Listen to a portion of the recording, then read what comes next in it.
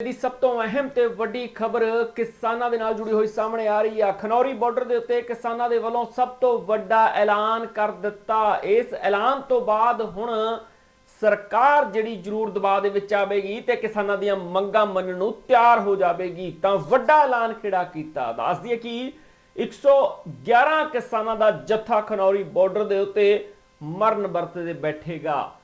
15 ਤਰੀਕ ਨੂੰ 15 ਜਨਵਰੀ ਤੋਂ ਦੁਪਹਿਰ 2 ਵਜੇ ਤੋਂ ਕਾਲੇ ਕੱਪੜੇ ਪਾ ਕੇ, ਕਾਲੇ ਚੋਲੇ ਪਾ ਕੇ ਮਰਨ ਵਰਤੇ ਬੈਠਣਗੇ। ਖੁੱਲੇ ਆਸਮਾਨ ਦੇ ਵਿੱਚ ਮਰਨ ਵਰਤੇ ਬੈਠਣਗੇ 111 ਕਿਸਾਨ। ਜਗਜੀਤ ਸਿੰਘ ਡੱਲੇਵਾਲ ਪਿਛਲੇ 50 ਦਿਨਾਂ ਤੋਂ ਮਰਨ ਵਰਤੇ ਬੈਠੇ ਨੇ, ਪਰ ਹੁਣ 111 ਕਿਸਾਨਾਂ ਦੇ ਵੱਲੋਂ ਜਗਜੀਤ ਸਿੰਘ ਡੱਲੇਵਾਲ ਨੂੰ ਵੱਡੀ ਸਪੋਰਟ ਕਰ ਦਿੱਤੀ ਗਈ ਆ। ਤਾਂ ਹੁਣ 111 ਕਿਸਾਨ ਮਰਨ ਵਰਤੇ बैठणगे। पूरी जानकारी साझी की गई आ किसान आगुआं दे वल्लों। आज की दुनिया के कोने कोने तक पहुंचा रहे हैं। आज सरदार जगजीत सिंह डल्लेवाल जी के आमरण अनशन का 50वां दिन है और उनकी सेहत बहुत ही ज़्यादा नाजुक है। पिछले 48 घंटे में सेहत काफ़ी बिगड़ी है। जो नॉर्मल पानी पी रहे हैं पिछले 50 दिनों से, वो पानी भी अब उनके शरीर के अंदर जाना बंद हो गया है।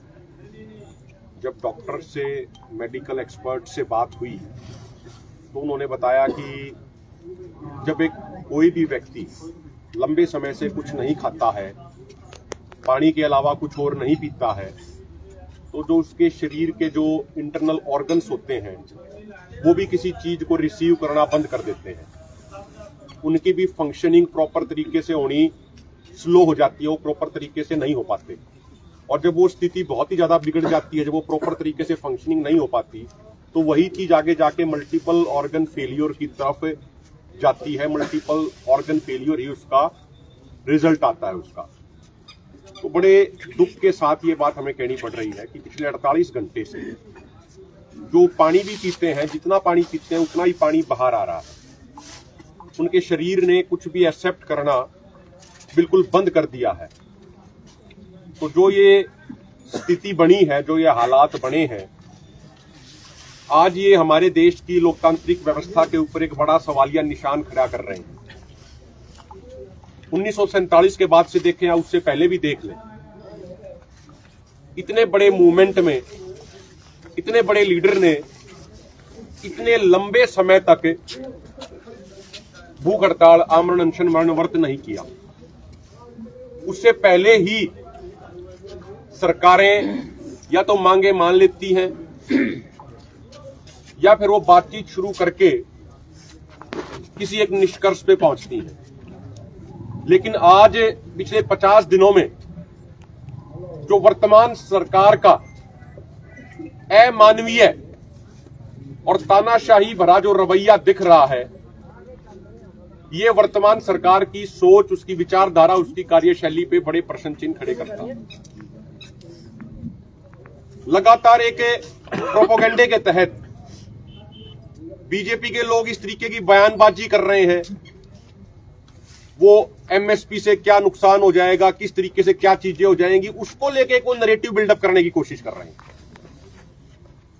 हमने उनसे कई बार ये कहा कि जो आपकी अथॉरिटी है इस विषय पे, चाहे वो कृषि मंत्रालय हो, चाहे कृषि मंत्री हो या अन्य माननीय मंत्रीगण हो, वो बैठ के खुली बहस कर ले, किसान नेताओं के साथ एक खुली बहस करने में जो एक ये डेडलॉक उन्होंने बनाया हुआ है कि वो बात भी नहीं करना चाह रहे हैं, इस डेडलॉक को तोड़ के वो खुली बहस कर ले पूरे देश के सामने। पूरे देश, उसके बाद देश तय कर लेगा कौन सही कह रहा है, कौन गलत कह रहा है। एमएसपी गारंटी कानून के फायदे हैं, एमएसपी गारंटी कानून के नुकसान है, वो देश तय करेगा ना। लोकतंत्र में तो लोग अपनी बात रख देते हैं, उसके बाद जनता को तय करना होता है। हम तो यही सुनते आए हमेशा के लिए, लोकतंत्र का अर्थ है जनता के लिए, जनता के द्वारा। तो जनता फैसला कर ले। ये जानबूझ के जो एक नैरेटिव बिल्डअप किया जा रहा है, इस नैरेटिव को बिल्डअप करने से कुछ नहीं होने वाला।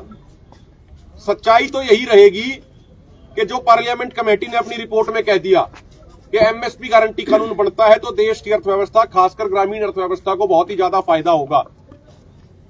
बड़े बड़े पोस्टर लगवाए जाते हैं पूरे देश में प्रधानमंत्री जी के कि क्रॉप डाइवर्सिफिकेशन करो, क्रॉप डाइवर्सिफिकेशन करो। माननीय प्रधानमंत्री जी, इतिहास इस बात की गवाही देता है कि क्रॉप डाइवर्सिफिकेशन जब होगी जब आप एमएसपी गारंटी इंश्योर करोगे। 2020 में कोविड के दौरान मलेशिया इंडोनेशिया से पाम ऑयल का इंपोर्ट बंद हो गया था, सरसों एमएसपी से भी ऊपर भी की थी। अगले साल आप कृषि मंत्रालय के डाटा निकलवा के देख लीजिए, 2021-22 में हरियाणा के अंदर सरसों का एरिया ऑफ कल्टीवेशन 1,18,000 हेक्टेयर बढ़ा था, पंजाब के अंदर लगभग 50,000 हेक्टेयर बढ़ गया था। अगले साल फिर एमएसपी से ऊपर बिका, क्योंकि रशिया यूक्रेन वॉर शुरू होने के बाद यूक्रेन से भी इंपोर्ट कम हो गया सरसों के तेल का। लेकिन अगले साल सरकार ने फिर से मलेशिया इंडोनेशिया से पाम ऑयल का इंपोर्ट शुरू कर दिया। एक तरफ प्रधानमंत्री जी कहते हैं कि हम आत्मनिर्भर भारत बनाना चाहते हैं, लेकिन आप 1,41,000 करोड़ के एडिबल ऑयल, जिसमें से ज्यादातर पाम ऑयल है, वो बाहर से इंपोर्ट कर रहे हो। 31,170 करोड़ की दालें बाहर से इंपोर्ट कर रहे हो। आप ये 1,72,000 करोड़ रुपया अपने देश के किसानों को क्यों नहीं दे रहे हैं? आज जगजीत सिंह डल्लेवाल जी कुछ आसमान या कुछ तारे नहीं मांग रहे, वो वही मांग कर रहे हैं जिसकी बात सबसे पहले प्रधानमंत्री नरेंद्र मोदी जी ने स्वयं 2011 में कही थी। और एक एक तर्क, एक एक आर्ग्यूमेंट हमारे पास मौजूद है, एक एक दाने का हिसाब हमारे पास मौजूद है कि कितना खर्चा आएगा, किस तरीके से एमएसपी गारंटी कानून बनेगा। ये जो चर्चाएं होनी है, ये चर्चाएं टेबल पे बैठ के मीटिंग में अंदर होनी चाहिए। इस तरीके से कुछ बीजेपी के नेता अगर फॉल्स नैरेटिव बनाने की कोशिश करेंगे तो उससे कुछ भी नहीं होने वाला। सरकार को समय रहते चेतना चाहिए, सरकार को समय रहते जागना चाहिए। आज गांव गांव में सरदार जगजीत सिंह डल्लेवाल जी की जो हालत है उसके बारे में चर्चाएं हो रही हैं, उसके बारे में लोग बड़े चिंतित हैं, लोग बड़े भावुक हैं। लोग ये कह रहे हैं कि डल्लेवाल साहब के मरने से पहले हम मर जाएंगे। सरकार को स्थिति को भांपना चाहिए। अगर सरकार इस तरीके से बेरुखी भरा व्यवहार जारी रखेगी तो वो हमारी लोकतांत्रिक प्रणाली के लिए ठीक नहीं है। मैं निवेदन करूंगा, आगे हमारे साथी सुखदेव भोजराज जी हैं, वो अपनी बात रखेंगे। आदरणीय सुखदेव भोजराज जी। पत्रकार साहबान जी, वाहिगुरू जी का खालसा वाहिगुरू जी की फतेह। 13 फरवरी ਤੋਂ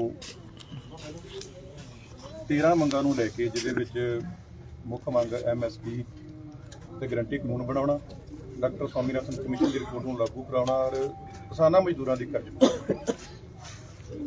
ਸਮੇਤ 13 ਮੰਗਾਂ ਦੇ ਉੱਤੇ ਸੰਘਰਸ਼ ਹਰਿਆਣੇ ਦੇ 3 ਬਾਰਡਰਾਂ ਦੇ ਉੱਤੇ ਚੱਲ ਰਿਹਾ ਹੈ। ਸਰਕਾਰਾਂ ਦੀ ਕਰੂਰਤਾ ਨੂੰ ਦੇਖਦੇ ਹੋਏ, ਸਰਕਾਰਾਂ ਦੀ ਵੱਡੀ ਜਿੱਦ ਨੂੰ ਦੇਖਦੇ ਹੋਏ ਪਿਛਲੇ 50 ਦਿਨਾਂ ਤੋਂ ਡੱਲੇਵਾਲ ਜੀ ਮਨਵਰਤੇ ਹਨ। ਲੱਖਾਂ ਲੋਕਾਂ ਦੀਆਂ ਭਾਵਨਾਵਾਂ ਇਸ ਸੰਘਰਸ਼ ਨਾਲ ਜੁੜੀਆਂ ਹੋਈਆਂ ਹਨ। ਡੱਲੇਵਾਲ ਸਾਹਿਬ ਜੀ ਦੇ ਨਾਲ ਭਾਵਨਾਵਾਂ ਜੁੜੀਆਂ ਹੋਈਆਂ। ਜਿਵੇਂ ਤੁਸੀਂ ਪਿਛਲੇ 2-3 ਜੋ ਪ੍ਰੋਗਰਾਮ ਸੀਗੇ ਬਿਲਕੁਲ ਹੁਣੇ ਨੇੜੇ ਹੋਏ, ਉਹਨਾਂ ਤੋਂ ਦੇਖ ਲਿਆ। ਸੋ ਹਾਲਾਂ ਵੀ ਕੇਂਦਰ ਸਰਕਾਰ ਐਮਐਸਪੀ ਤੇ ਗਰੰਟੀ ਕਾਨੂੰਨ ਬਣਾਉਣਾ ਜਾਂ 13 ਮੰਗਾਂ ਨੂੰ ਲਾਗੂ